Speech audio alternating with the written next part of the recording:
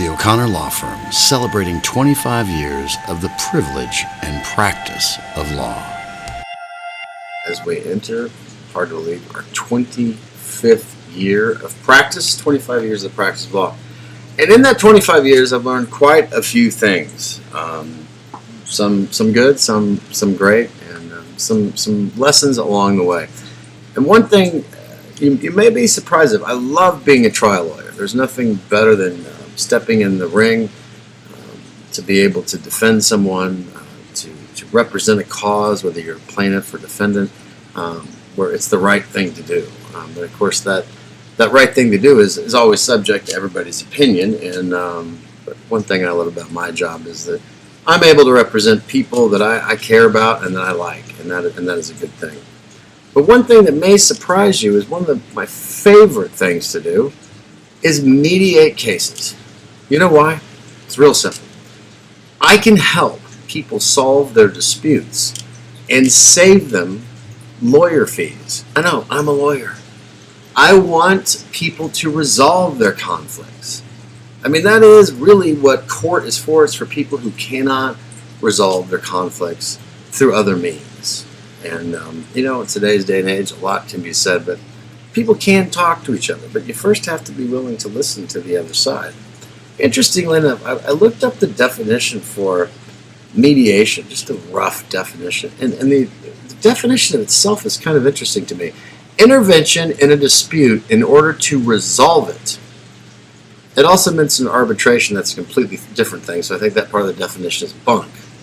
But is an intervention in a process or relationship. An intercession. To intercede. That means a mediator's job is to get between the two parties. Well, as a mediator, what I try to do, it's not magic. I actually do something that is what I think is the most important skill as a lawyer, and that's listen. I like to listen. I don't know what you're thinking right now, just like you don't know what I'm thinking right now. And in order to find out, I have to what? Listen. Each of us may have one side of an argument, and we may think the other side is coming from a different point of view, when it turns out we're not that far apart. But here's the other thing. With trial comes risk. Anyone who tells you that this is a sure thing, we're going to win this case, has never really tried a case. Because let me tell you, I have won a lot of cases I should have lost. And yeah, I've lost a few that I should have won. I'll never forget those. I learned a lot from them. And thankfully, there's been more times that I've won cases that I shouldn't than lost cases that I should have won. But the reality is this. It's a bit of a gamble. Anytime you have 12 people from the community, 12 people are going to view things differently. In fact, you could try the same case to the same 12 people. Facts change a little bit as evidence comes in, and that's just how the world works. The verdict might change day to day. We each come to the table as jurors with different ideals, different values, and a different point of view. It's like eyewitness testimony, terribly unreliable, because you could have a guy running through a supermarket in a Spider-Man costume who is 6'11", and 10 minutes afterwards, somebody's going to say it wasn't Spider-Man, it was Superman, he's about 5'5".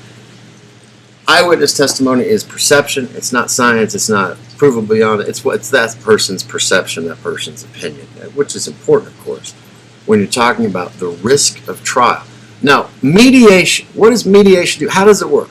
Let me just explain how I do it. And I've been very fortunate to deal with some very good people. You have to have people who kind of want to settle the case. But what if they don't want to settle the case? They don't have to. Mediate, I can't make them. I can't hold them down, give them a noogie and make them resolve the case. No. But what I can do is make them think about the consequences of not settling. For example, in divorce cases, myself and other lawyers say there's a choice you got to make. You want to put your kids through college, or you want to put my kids through college? Because you could spend thousands and thousands of dollars fighting about different things in a divorce, and it's going to end up done one way or the other. Sometimes you can reasonably predict what the judge will do, and sometimes you can't. It's just like umpires. Some umpires, I used to love pitching in baseball. If an umpire called the outside corner, I'd hit that outside corner all day long. And judges, they have different strike zones too. They try to be equal and make sure the law is applied equally, but everybody's got a different opinion, different perception. So knowing the judge and then knowing their habits is one thing, but it's a risk when you go to trial. More importantly, it's a lot of money when you go to trial. For example, for me, to do a week-long trial takes probably at least 2 to 3 weeks solid, if not more, to prepare. There's no substitute for training if you're a boxer, and there's no substitute for preparation if you're a lawyer. If you don't know your case backwards and forwards, you are going to get knocked out. You have to know your case. That is how good lawyering happens, when you know your case and you're able to adapt to the facts. Because I often tell people, for example, in criminal cases, there's like 5 things that happen. There's what's in the reports, there's what witnesses remember, there's what actually comes or is admissible, comes into evidence, and then there's what the lawyers argue, and then 5th, the most important, is what the jurors remember. So you'll go back through this. What's in the reports, what the witnesses remember, what is actually admissible, like hearsay and different things aren't admissible for good reason. You go, why isn't hearsay? Oh, that's terrible. It's a silly rule. It's one of them lawyer things. No. Because hearsay is that you can't cross-examine something said out of court. If Bob says right now that I'm wearing a purple shirt with a green vest, and I can't cross-examine him and go, this is green? This is purple. This is not purple. This is white. And this is black. You see, if you can't cross-examine the person who's speaking it, well, then it's hearsay. So, my point is this. In trial, there's risk. You never know exactly how it's going to come out. But what you can know for sure is that if you go to trial, both parties are going to have to do what? Pay their lawyers more. And they're not going to have that finality. They're not going to have that resolution. And especially in a divorce or a modification, the parties should try to get together and go, what can we do to solve it? If you've got kids involved, you definitely do whatever it takes to try to bridge that gap. Say, what can we do to solve this disagreement for us that's in the best interest of the child? And it's not about winning. In a mediation, I always tell people, if you both walk out equally as ticked off, then I've done my job. Because that's the nature of compromise. But you don't have to get ticked off. You can just listen to them. So, for example, I like to start off the mediation with each party separately. Say, tell me what's going on. And then I might throw some things back. Well, have you considered this? Have you considered this? And what's interesting? Then I'll go in the other room and what's going on? I listen to them. Kind of ease into it slowly. Got to know where someone's coming from in order to know where they need to go. Some people will never settle. Some people don't want to settle. And then they can pay the price of the ticket to get to go to trial. But some people, if you say, what, have you thought about this?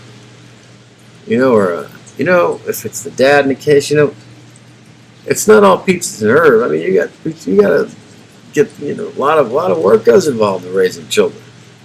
You can't underestimate that. Try being a single parent, raising your kids by yourself. You're the only person who does laundry, does the grocery shopping, is the person who puts Band-Aids on the knee, the person the teachers talk to. It is an immense amount of work. So just to say, well, I'd like more time.